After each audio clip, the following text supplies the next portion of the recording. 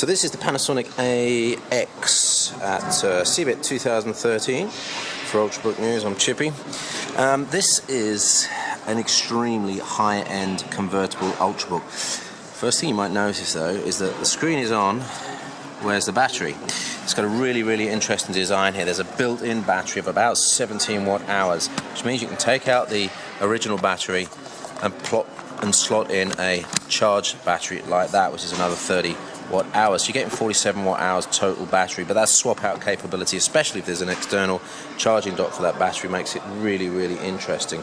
Also interesting on this one is that it's extremely lightweight. So where the Yoga 13 was about 1.5 kilos, this is 1.1 kilos. So it actually makes the tablet part of it much more usable. So you fold that back on, then I'll try and do that on screen with one hand there, and you get a 1.1 kilo tablet, which is way more useful than the 1.5 and the Yoga 13.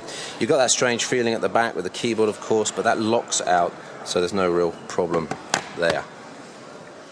Looking at the ports then, full HDMI, this is upside down, Kensington lock, couple of USB 3 ports, and this is a smart card slot here. And then over to the other side, full Ethernet, I suspect that's gigabit Ethernet, VGA, full SD card slots, separate mic and headphone ports, and a wireless on-off switch.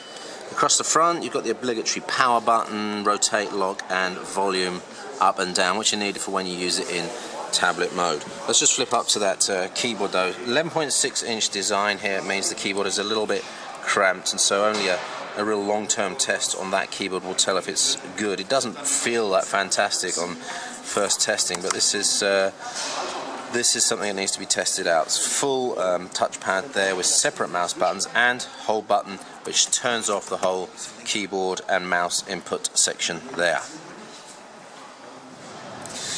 So it's a matte screen there. This one's running a Core i5 4 gig, but it goes up to Core i7 with 8 gigs, 256 SSD if you want it.